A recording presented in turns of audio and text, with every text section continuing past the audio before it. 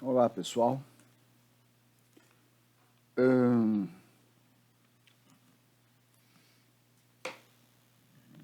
Assim que eu terminar de gravar esta aula, eu vou subi-la para... Estou gravando no meu computador em casa. Vou subir a aula para a internet, para o YouTube. E de lá eu coloco um link para a nossa aula no Google Class. Não vou colocar mais link no WhatsApp, tá? E vamos lá. Hoje é a nossa primeira aula de História do Teatro Brasileiro. Vocês podem ver, e quem estiver acessando este vídeo por algum acaso poderá ver também no meu canal no YouTube, os dois últimos vídeos que eu postei foram sobre estética do teatro. No caso, estética do teatro brasileiro, em grande medida, mas não só, embora seja esse o nome da disciplina, História e Estética do Teatro Brasileiro, você poderá aplicar aqueles princípios de estética ao teatro em geral. Mas é importante você pensar tudo que foi visto até agora, em termos de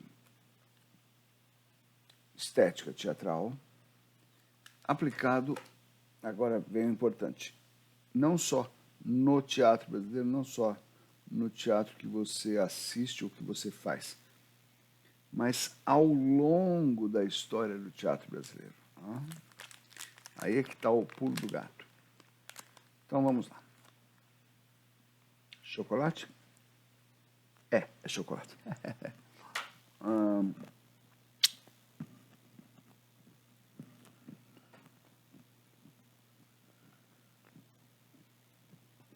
Se alguém perguntar a você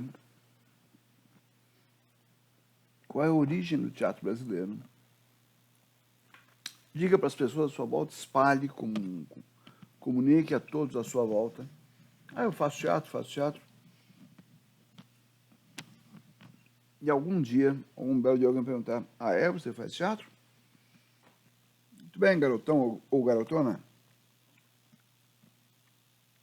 Qual é a origem do teatro brasileiro? Responda com a arrogância possível. Depende. O pessoal vai dizer, não, depende. Origem só pode ser uma, e você diz, não, depende. Depende do ponto de vista. 3. Nós temos 3 origens para o teatro brasileiro, dependendo do ponto de vista. A primeira delas é a origem antropológica, a segunda a origem histórica e a terceira a origem estética. Ok, Vardim, tá. Se alguém numa festa ou na balada resolver me testar, resolver me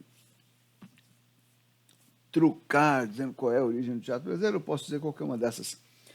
Mas cá entre nós, que fazemos teatro, qual é mesmo a origem do teatro brasileiro? Ok, para vocês eu posso dizer. Cheguem perto, olhem bem aqui. Depende do ponto de vista. Veja só, não é brincadeira ou exagero da minha parte.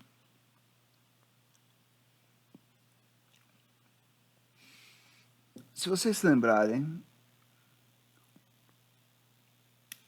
da molécula do teatro, aquele pequeno conjunto de situações condicionadas que fazem com que o teatro aconteça, em um lugar, alguém assiste um outro alguém que utiliza integralmente seu corpo com sentido estético. De onde se conclui que havendo duas pessoas em contato, é possível ter teatro brasileiro. Perdão, é possível ter teatro. Se isso aí acontecer no território brasileiro, será teatro brasileiro.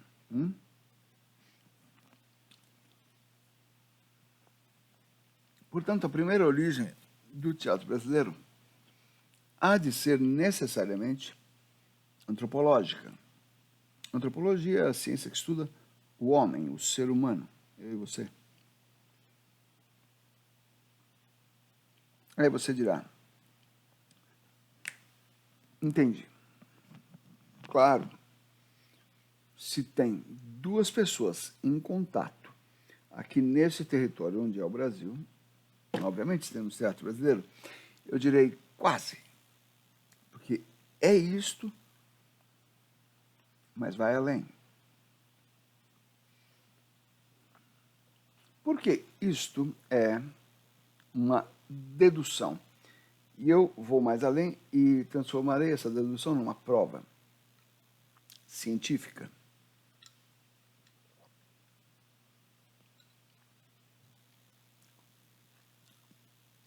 Sim, existem seres humanos em contato aqui nesse território, no qual um dia se constituiu um estado chamado Brasil, pessoas em contato, repito, e, portanto, havia teatro.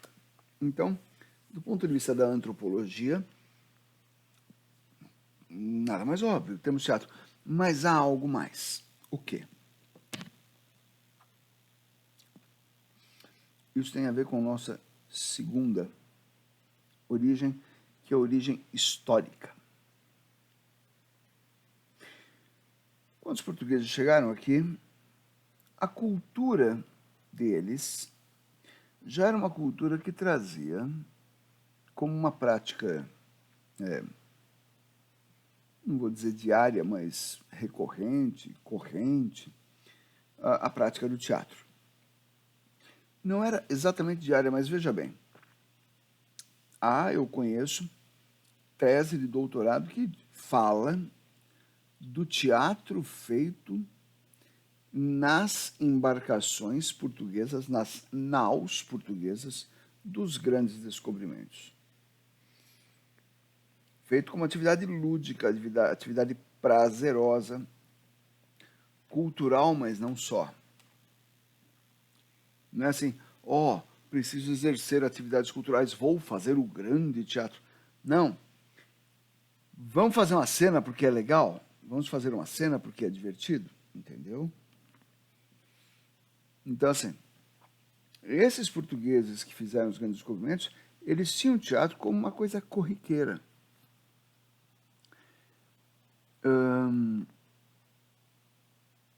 Eles não trouxeram o teatro para cá assim que desembarcaram. Não foi em 1500 que chegou o teatro para cá. Embora eles fizessem teatro nas embarcações, podem até ter feito na praia a hora que chegaram em 1500.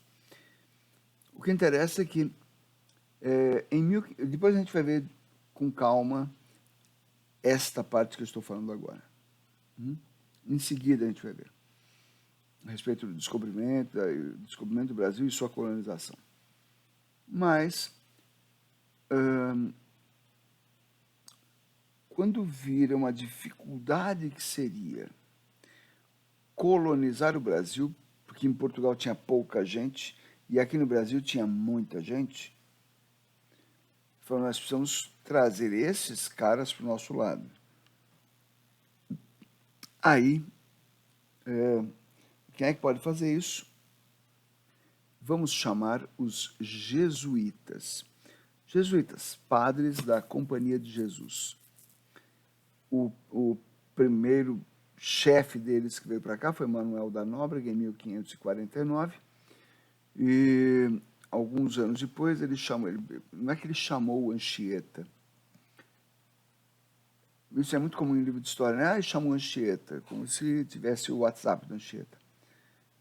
Ele pediu à ordem jesuítica que lhe mandasse um linguista, um filólogo, alguém que manjasse de idiomas. Por isso que o Anchieta foi mandado para cá. Com 19 anos, ele já era um linguista renomado. Por quê? Agora vem o pulo do gato. Quando observaram os costumes dos tupiniquins e tupinambás, principalmente, tupiniquins e tupinambás são dois ramos da grande nação tupi, e entre esses a gente tem guaianazes, por exemplo, que são os índios que estavam aqui no litoral de São Paulo, em Santos, São Vicente, onde hoje é o ABC Paulista, e na cidade de São Paulo. Tem um bairro na zona leste de São Paulo, chamado Guaianazes. Por que será que tem esse nome? Porque ali habitava uma tribo grande de Guaianazes, que chegaram a lutar com os Guaianazes do eixo Alto da Serra, que é o ABC Paulista, Baixada Santista, porque os Guaianazes de Guaianazes queriam impedir que os portugueses se localizassem onde hoje é a cidade de São Paulo. E os Guaianazes do ABC estavam a favor dos portugueses. Entraram em guerra no século XVI e obviamente, os Guaianazes do ABC e centro de São Paulo ganharam. Por isso que a gente fala português até hoje.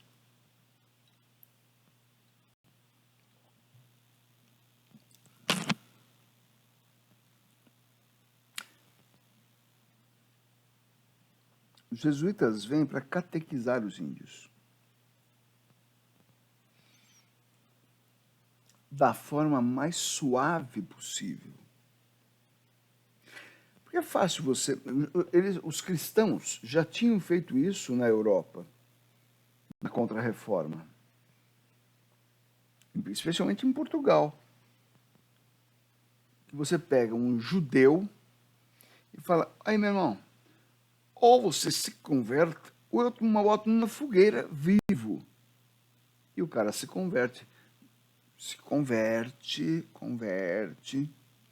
de judeu em cristão. Então, converter não é difícil, mas nós precisávamos de aliados. Então, notem, não é uma questão de vencer, mas de convencer.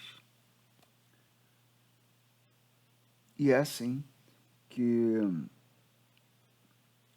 os jesuítas observam o comportamento dos tupis, dos índios em geral. Esses caras, eles gostam muito de música e teatro, principalmente teatro.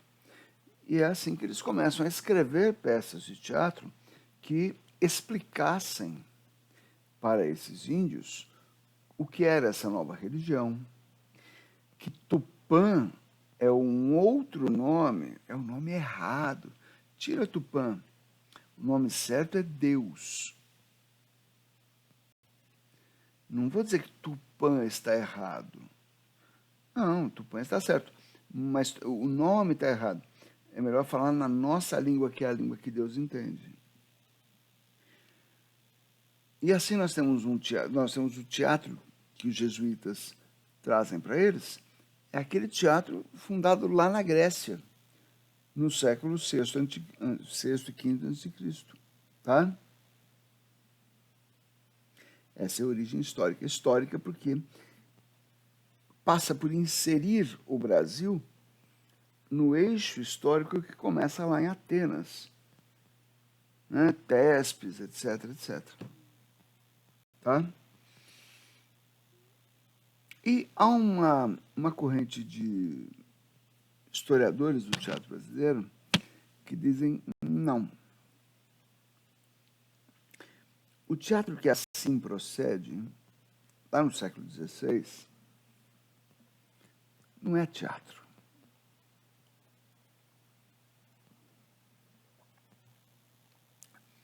É preciso um teatro que seja verdadeiramente a expressão artística de um povo. Não é mais aquele das caravelas, lá das naus, não é esse que os jesuítas fazem com os índios. No século XVI, dentro do século XVII, século XVIII, que são imitações pobres até do teatro que se faz em Portugal ou na Espanha.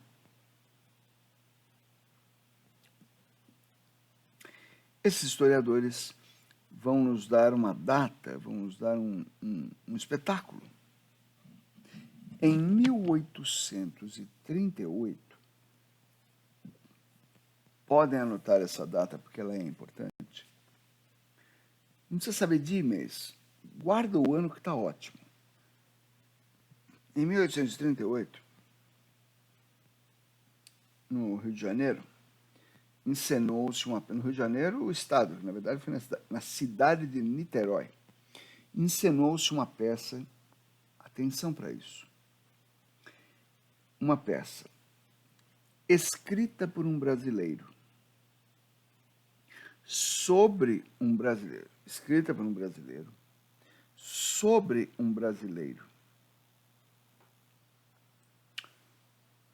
encenada por uma companhia brasileira, de propriedade de um brasileiro e só com atores brasileiros.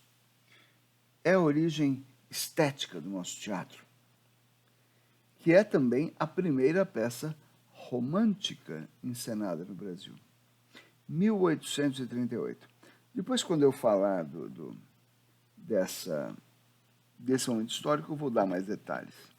Mas a peça é O Poeta e a Inquisição, de Gonçalves de Magalhães, levada pela Companhia João Caetano. Veremos mais detalhes disso adiante, mas é importante que vocês entendam que, num momento sem data, porque foi antes do descobrimento, mas, digamos, nos últimos 100 mil anos, há esse teatro antropológico, feito porque pessoas estavam em contato.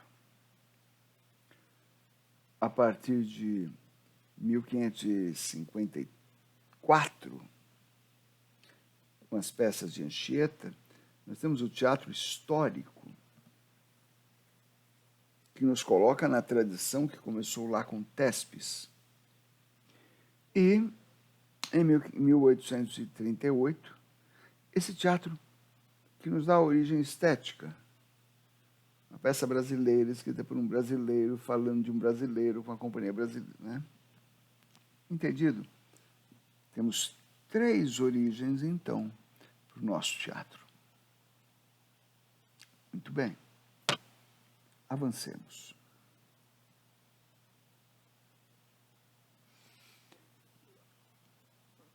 Não é segredo para ninguém que o descobrimento do Brasil é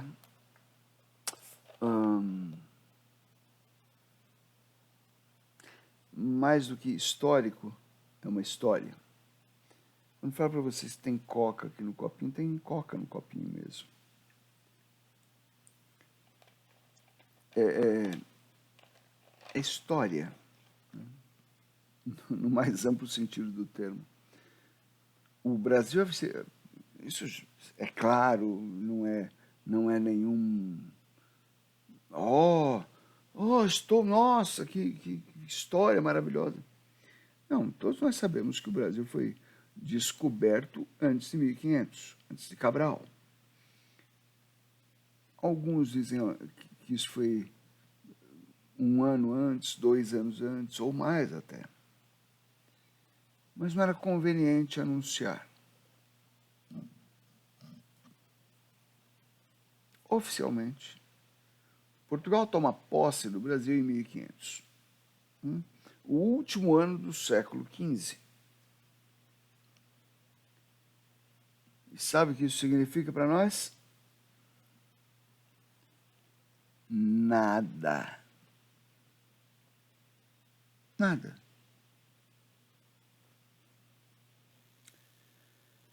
Só, sim, o pessoal começou a catar pau-brasil daqui.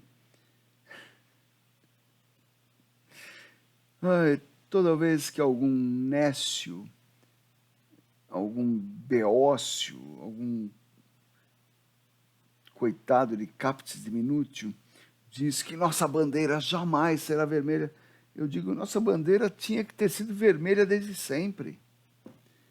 Porque o que fez isto aqui existir, o Brasa-eu, foi aquela árvore que dava uma tintura vermelha para os tecidos. E isso era extremamente importante para aquele momento da moda europeia. Uma nota de rodapé.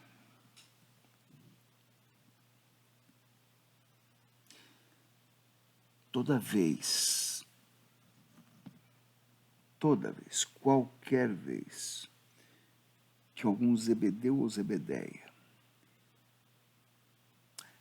às vezes apenas ignorante, muitas vezes genuinamente burro, disser alguma coisa sobre arte e estética e quanto isso é fútil, quanto isso é bobo, diga para esse pedaço de uma anta que, se não fosse por isso, o Brasil não existiria. Aliás, o Brasil não teria nem esse nome. Não é? Percebam isso.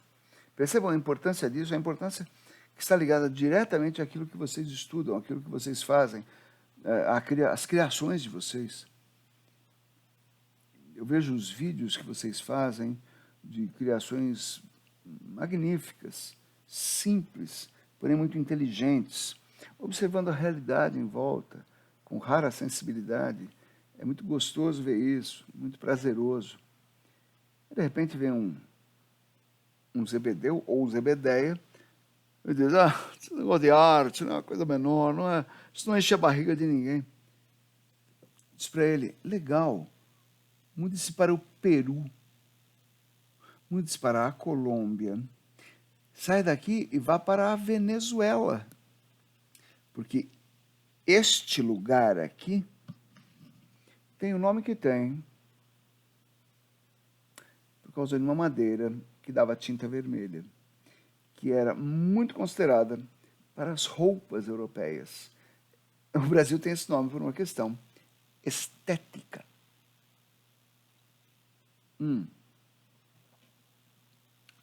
Só quando franceses e outros europeus começaram a esticar o olho para cá, é que os portugueses resolveram tomar conta da área.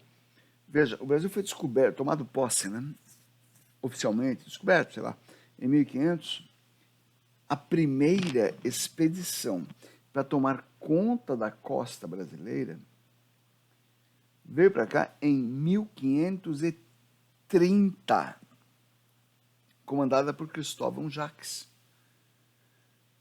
que tinha aí 1 ou 2 navios para controlar a costa brasileira. É mole? Quando viram que a gente ia perder mesmo isso daqui, aí resolveram colonizar. O máximo que eles tinham feito era, nos locais em que os índios eram amistosos, eles tinham feito algumas construções e tal, para que europeus, não vou falar nem só portugueses, porque tinha mais gente, mas pessoas a serviço dos europeus, dos portugueses, em contato com os índios, cortassem e guardassem pau-brasil. O navio chegava, encostava, eles botavam as toras no navio, o navio ia embora. Tá? Em 1549, eles pediram para virem jesuítas para cá. A ordem jesuíta tinha sido formada uns poucos anos antes, né? 15 anos antes, na onda da Contra-Reforma. Começou a reforma do cristianismo, a reforma protestante, a Contra-Reforma católica. E Portugal e Espanha eram os grandes baluartes da Contra-Reforma. Um nobre espanhol, Inácio de Loyola, que depois virou Santo Inácio de Loyola, fundou uma ordem religiosa chamada Companhia de Jesus. companhia aí não tem a ver com... Daqui é meu companheiro Jesus, um grande amigo, não.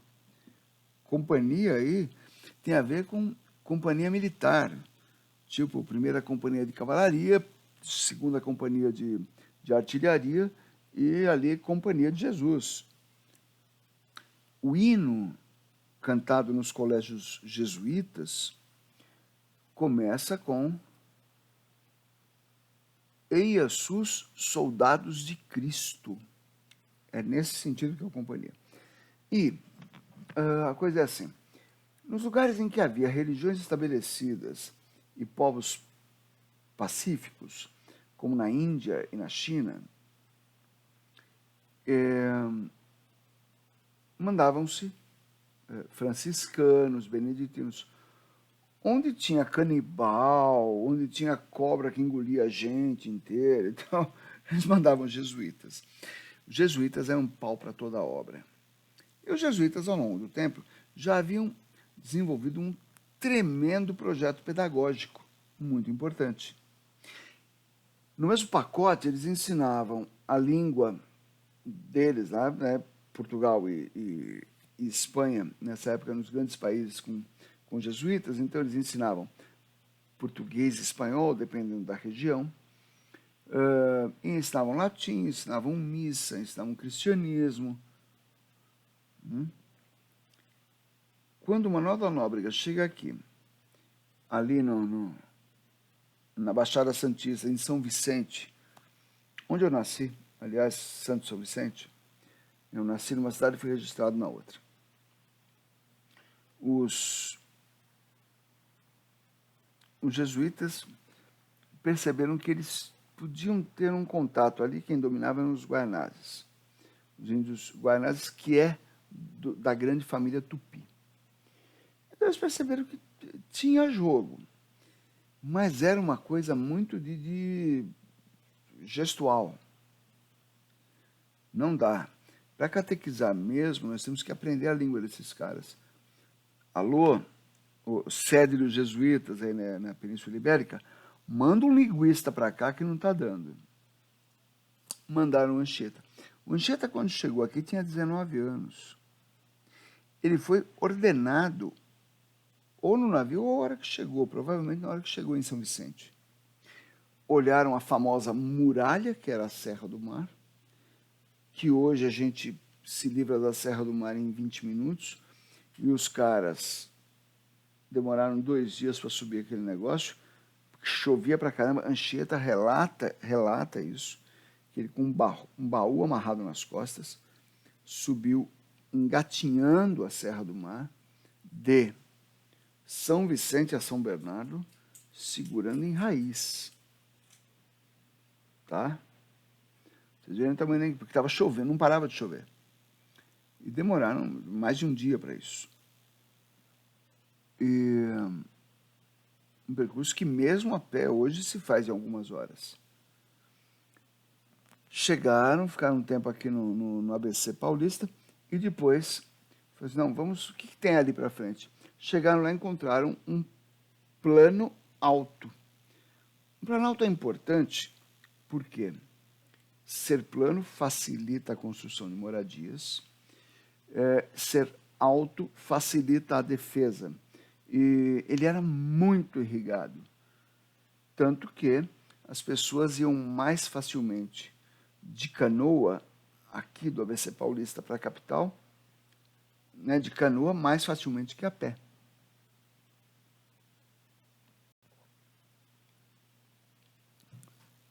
Ok.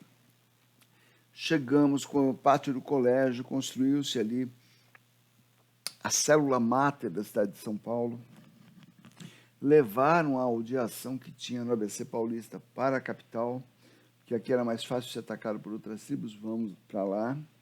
Levaram, construíram um forte, uma paliçada, uma cerca na cidade. Legal. Vamos examinar esses caras agora.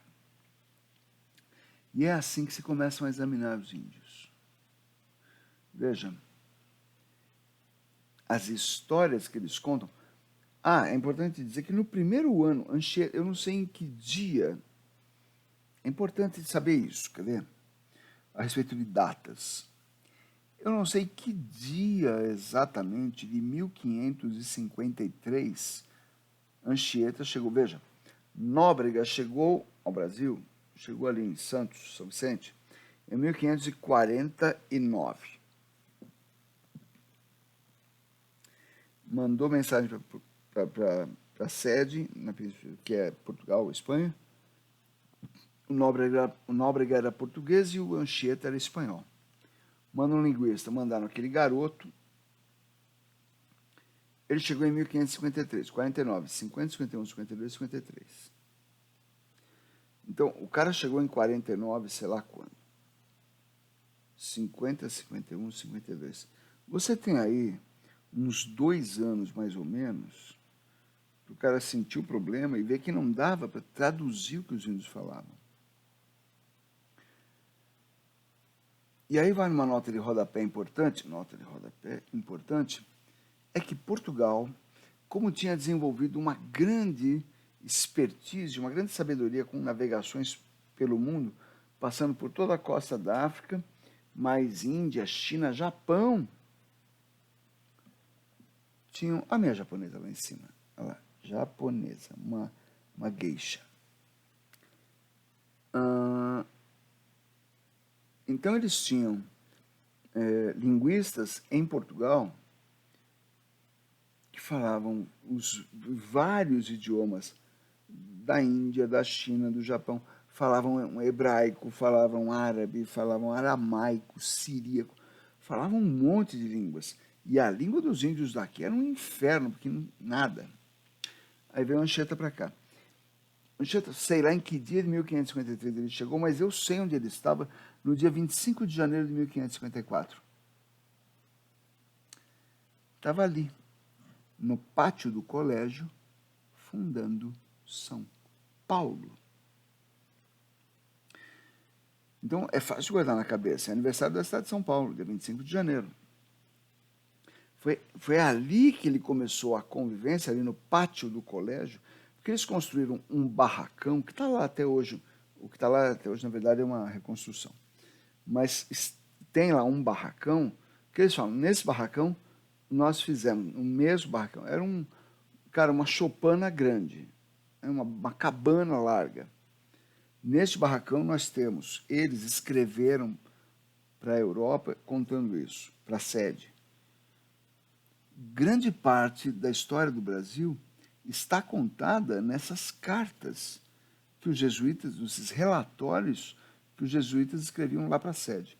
Então, os caras escreveram, nesse galpão aí que a gente construiu, aquilo funciona como escola, igreja, refeitório, dormitório, biblioteca, tudo que a gente precisa é naquele galpão.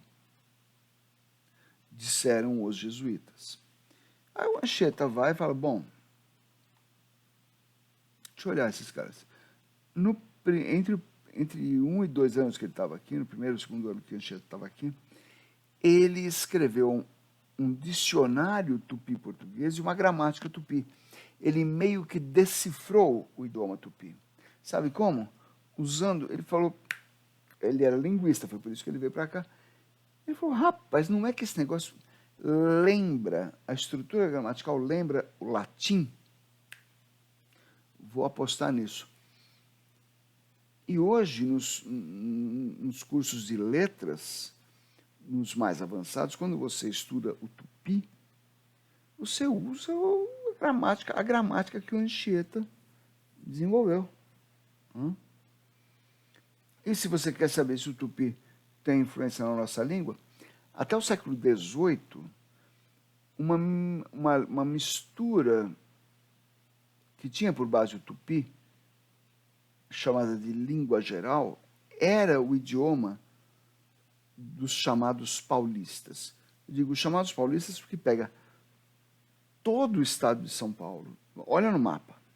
É todo o estado de São Paulo, que já não é pequeno, sul de Minas, aqui o oeste do Rio de Janeiro, sul do Mato Grosso do Sul, norte do Paraná. Esta mancha imensa no nosso mapa falava essa língua chamada Nhengatu. ou língua geral, baseada no tupi. Eles tinham dificuldade de falar português, os brancos que moravam aqui. Porque esse Nhangatu, essa língua geral era muito mais forte, era muito mais usada, era muito mais fácil. Índios brancos, né? Todo mundo falava isso aí. Até que chega no século XVIII, o Marquês de Pombal, lá em Portugal, determinou em território português se fala português. Quem fala outra língua na rua vai preso. Foi assim que o português virou a língua do Brasil. Você quer saber o que restou? Quer saber o resíduo do Nhangatu? Porta, amor, esse R, caipira, isso é tupi.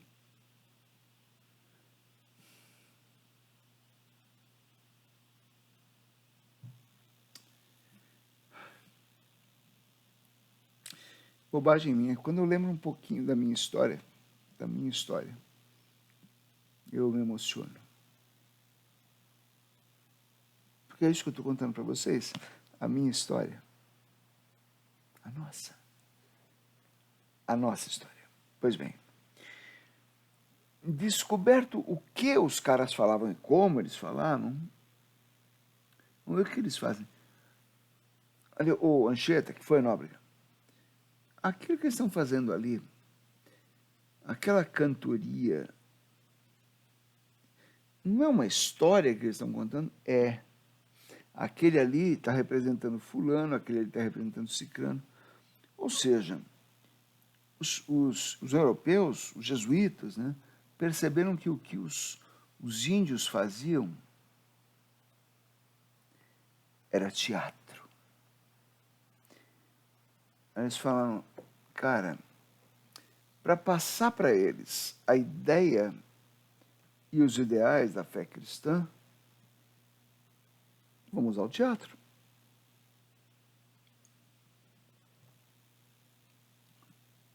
Sem bater de frente.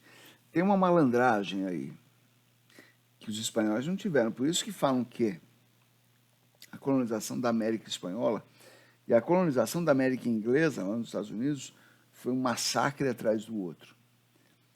Portugal não tinha gente suficiente para massacrar, para promover o massacre.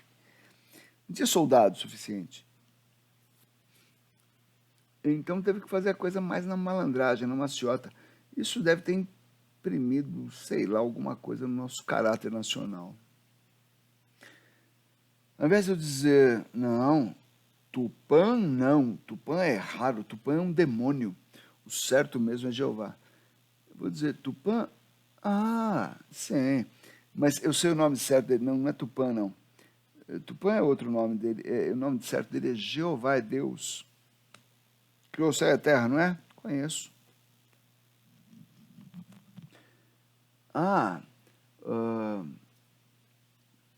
Anhangá, eu sei o nome de Anhangá, é diabo. Aí você fala, coitadinhos dos índiozinhos, o santo deles, o Deus deles, o, sei lá, o espírito deles era um demônio. Anhangá é demônio para eles. Anhangá é mal, Anhangá faz os índios sofrerem. Por isso, em São Paulo, tem um lugar chamado Anhangabaú. Esse U são as águas de Anhangá, porque ali já era. Veja, quando dá enchente no centro de São Paulo, o primeiro lugar que enche, geralmente com tragédia, é o Anhangabaú. Porque já era a água do demônio, quando isso aqui era tudo coberto de rio. Tá? Entendido? E como é que eles fazem esse teatro? Tá, eles têm muita música, vai anotando. Vai anotando tudo aquilo que você vê de errado hoje. Os índios já tinham muita música, as histórias são movimentadas, as histórias são muito narradas. Tem muita coisa de um visitar o outro, de alguém vir de fora e chegar aqui para causar uma diferença. Legal. É assim que os jesuítas vão desenvolver o teatro jesuítico ou catequético. Um teatro destinado à catequização ou seja, a cristianização dos índios. Até hoje, as cerimônias indígenas têm essas, as cerimônias mais tradicionais, aquelas que tem lá no Parque do Xingu, que são preservadas e tal. A mais famosa delas é o Quarup. Quarup é Quarup com P mudo, tá? Não é Quarupi, é Quarup. Pois o Quarup guarda essas mesmas características, até hoje. E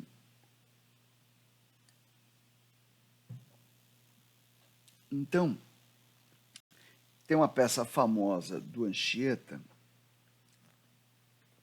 chamada Quando no Espírito Santo se recebeu uma relíquia das 11.000 virgens. A peça é mais curta que o título, na verdade, né? Mas é assim, o Espírito Santo, lá na cidade de Vitória do Espírito Santo, né? Vitória do Espírito Santo. O Espírito Santo ali conquistou uma vitória, daí o nome. A cidade já era protegida por São Maurício e São Vidal. E aí eles recebem lá de Portugal uma relíquia das 11.000 virgens. Isso faz parte das lendas católicas, né? Havia um mosteiro ali onde é mais ou menos a Hungria. Havia um mosteiro dirigido por uma freira chamada Úrsula. Aí vieram os hunos, os bárbaros, os hunos liderados por Átila, né, rei dos hunos. Os hunos chegaram, cercaram a cidade e tal, todo mundo fugiu. Quem não fugiu se entregou. E Úrsula, à frente de suas noviças, nós não nos entregaremos, estamos protegidas por nosso Senhor Jesus Cristo. E aí a coisa foi, bom, vocês renegam Jesus Cristo, ou vocês morrem e tal. Bom, o resultado é que elas foram, todas, o convento todo foi massacrado. E aí surge a lenda cristã de que ali haviam 11.000 freiras, todas virgens que foram massacradas e junto com Santa Úrsula subiram aos céus. Gente, 11.000 virgens é meio muito para virgem. Não tem mosteiro que caibam 11.000 pessoas. Por isso que eu falei que faz parte de uma das lendas católicas. Mas é um símbolo de coragem. Santa Úrsula e as 11.000 virgens preferiram, são mártires, preferiram morrer a renegar a fé católica, a fé cristã. Então elas entram como símbolo de força. E aí recebeu-se uma relíquia. Relíquia era a cabeça de uma das 11.000 virgens em prata. Não era uma cabeça delas com prata em volta. Uma estatueta de prata. Anchieta escreveu uma pecinha para isso. Pecinha curtinha. Que começa com um demônio dizendo: eu não tenho medo de nada, não tenho medo de quem venha contra mim. É até uma expressão que a gente não usa hoje. Não tenho medo de quem venha contra mim com espada e rodela. Rodela é o escudo, né? Espada e escudo. Não tenho medo de nada disso. Aí vem mulher, as mulheres não valem nada e tal. Mas deixa esse pessoal, os índios, deixa esse pessoal se afastar da igreja e tal, que eu pego eles. A peça começa com um demônio falando isso. As peças têm que ser muito simples, porque elas são dirigidas a gente simples. E aí, fala lá São Maurício, São Vital, Santa Úrsula, fala a cidade de Vitória. Fala, eu sou a cidade de Vitória e me sinto mais protegida agora com a vinda de Santa Úrsula e as 11.000 virgens. Nossa, mas que cara de teatro medieval! Isso é teatro medieval. Eles não vão trazer para cá para fazer para o seu público-alvo, que não é só índio, já vou explicar isso. Não vão fazer para esse público-alvo peças das mais sofisticadas da idade do Renascimento.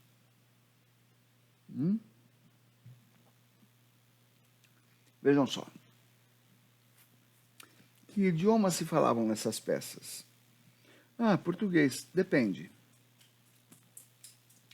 De 1560 a 1600, de 1580 a 1640, ou seja, durante 80 anos, Portugal foi possessão espanhola. Era o período que foi chamado de União. Quando eu aprendi isso nos livros de história, era o domínio espanhol. Era assim que era tratado pelos portugueses. Mas depois de muita saliva espanhola, esse período hoje é conhecido nos livros de história como União Ibérica. Foi um período aí, 1580 a 1640, dá 80 anos, 60 anos, em que nós fomos espanhóis.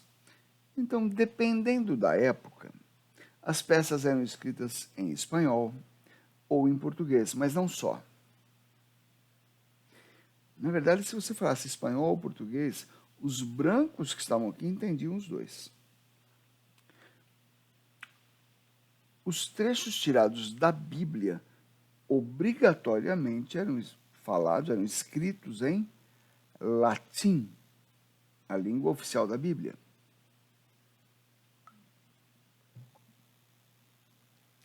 E todo mundo acha uma sacanagem quando eu falo isso. As falas dos demônios eram escritas em tupi. Onde já se viu, estão transformando os índios em demônios. Não. É uma estratégia didática fantástica. Se os índios não entenderem alguma coisa em latim, tudo bem, porque os brancos também não entendiam muito bem. Alguns índios entenderiam o que estava sendo dito em português e espanhol, e alguns brancos também. Mas todos os presentes, índios e brancos, entendiam o que estava sendo dito em tupi. Porque a finalidade dessas peças não era só trazer o índio para o cristianismo. Também era uma finalidade impedir que os europeus que viessem para cá deixassem o cristianismo. Então, e as falas dos demônios não eram do tipo, a religião indígena é do mal. Não. Eles só diziam, quem sair da proteção dos cristãos, dos padres e tal, quem sair da proteção deles eu pego. E eram demônios reconhecidos pelos índios e pelos brancos que estavam aqui. Então, o negócio era trazer os brancos, era impedir que os brancos ou que os europeus saíssem do cristianismo. Porque, olha, vou te contar, era muito fácil, era muito gostoso, era muito atraente deixar a cultura europeia. Muito. Muito. Por quê? Sabe esse negócio de, porque nós temos o costume de tomar banho diariamente, porque os índios tinham esse costume. Os índios não tinham o costume de tomar banho diariamente. Eles tinham o costume de tomar banho quando tivesse calor. Aqui fazia muito calor, fazia frio também. São Paulo fazia muito frio, o sul do Brasil fazia muito frio. Minas Gerais, vários lugares do Brasil faziam muito frio. Mas a maior parte do ano fazia calor. Se você suar e ficar fedendo, você espanta a caça, você atrai a onça. Então, você está batendo papo com um índio ali, tem um rio passando por aqui. Porque os lugares que os portugueses escolheram para morar eram os lugares mais cheios de rios. Era onde tinha água, peixe, transporte. agricultura fácil por todo lado. Eu estou conversando com o meu amigo Tibiriçá. Não, porque blá, blá, blá, blá, blá, blá. O Tibiriçá está pelado, já estamos num lugar dominado pelos portugueses, está com uma tanga. Aí ele fala, não, então, eu estava vindo ali caçando uma anta, espera um pouquinho, está calor. Este cara mergulha no rio e volta. Mergulha no rio e volta. Sem precisar tirar a roupa, está de tanga. Tá coberto. Pô, os europeus que vêm para cá logo vão começar a deixar de lado gibão, camisa, calça. Bota foi a primeira coisa que saiu. Bota é no inferno. Bota não tinha pé direito e pé esquerdo. Não tinha. O pé era genérico, você enfiava. Bota custava caro. E sabe da maior? Com esse monte de água que tinha por aqui, você toda hora pisava em água, a bota molhava. E aí, frieira. Frieira comendo os dedos. Anda descalço, otário. E os paulista, que é quem morava do oeste do Rio de Janeiro até o sul do Mato Grosso do sul de Minas até o norte do Paraná, tudo isso era paulista. Paulista que se prezasse andava descalço. Procure no seu livro de História do Brasil, lá da 6ª série, um episódio chamado Guerra dos Emboabas. Eu demorei a entender a Guerra dos Emboabas. Porque falam, emboabas era como eram chamados os portugueses, porque eles usavam botas. Era uma guerra entre paulistas e portugueses pelo controle do acesso às minas de ouro que tinham sido descobertas em Minas Gerais no final do século XVI para o XVII. Perdão, 17 para o 18.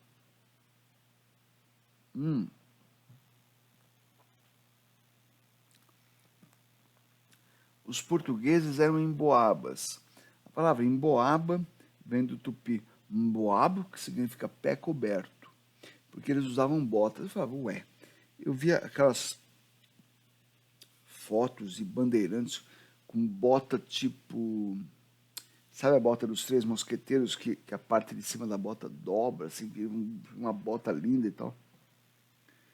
Eu falei, como assim os portugueses tinham pé coberto? Paulista não. Paulista não, todo mundo que morava aqui era paulista. Paulista não. Por quê? É muito mais inteligente andar descalço, porque em alguns meses a sola do seu pé vira um casco que pisa em espinho, pedra e tal, e não sente, fogueira e não sente.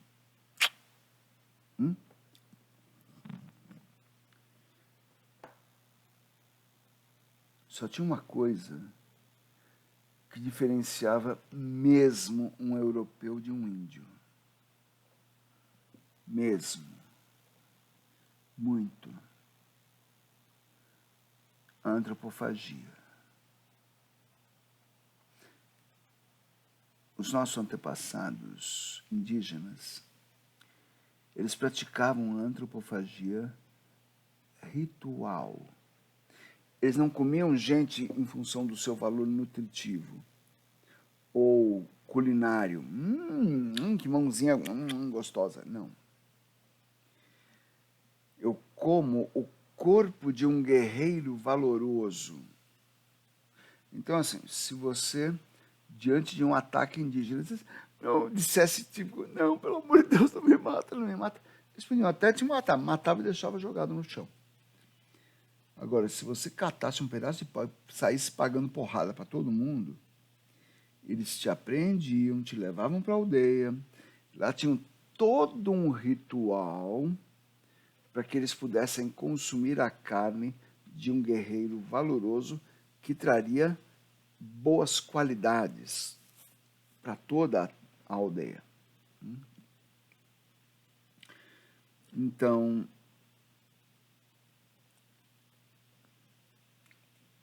Entendido isso, entendido que estava difícil ele manter os brancos na branquitude, eles estavam preferindo ser índios.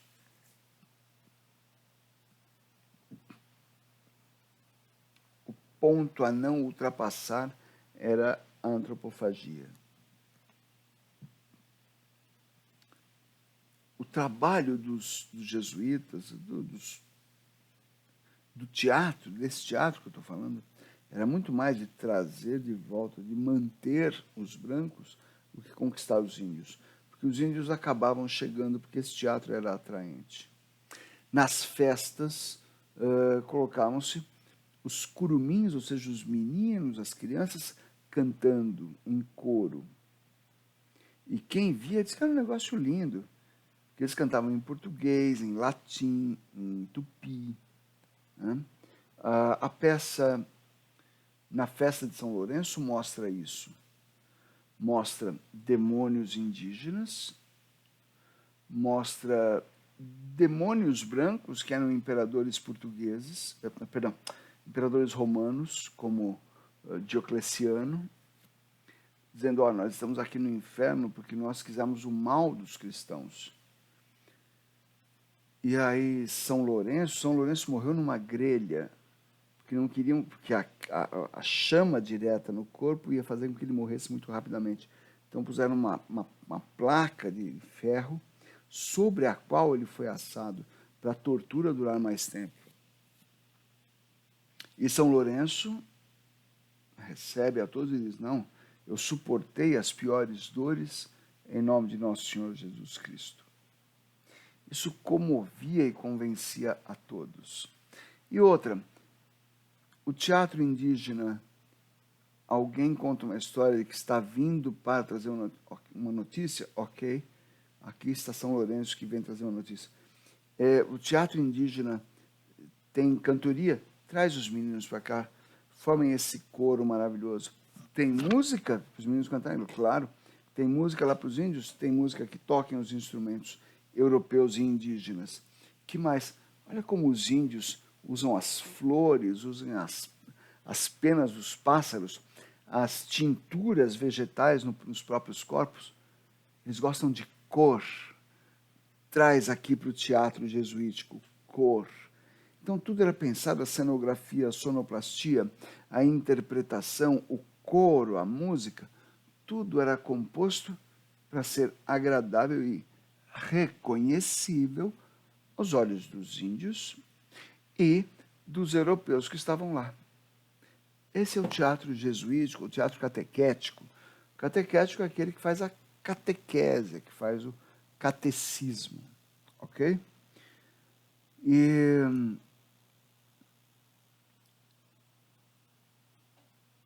no próximo segmento, que vai ser a semana que vem, nós vamos ver uma coisa muito interessante. Há livros de história do teatro brasileiro que dizem, depois do teatro catequético,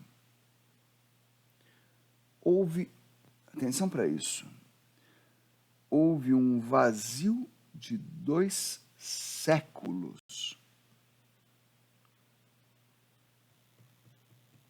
Ou um vazio de 2 séculos? Espera aí. Índio gosta de teatro, se não tiver jesuíta fazendo teatro para ele faz. Aliás, eles continuaram fazendo as suas peças desde que não batesse de frente com o cânone cristão.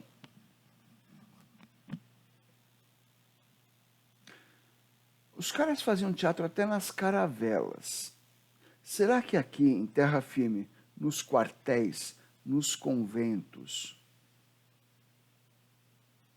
e mesmo nas naus, a caravela já não era usada há muito tempo, mas nas naus que iam daqui para Portugal, daqui para a África, daqui para a Índia, será que eles não continuaram a fazer teatro? E mais, as pessoas que vieram morar aqui, que vinham de Portugal para cá, que não tinham cinema, que não tinham baile, que não tinham restaurante, que não tinham um lugar para ir. será que as pessoas, tendo a possibilidade de fazer teatro, não faziam? Deu para entender que é impossível, em duas palavras, impossível, ter um vazio de 2 séculos em termos de teatro? É o que a gente vai ver a semana que vem. Como esse vazio de 2 séculos, se bobear,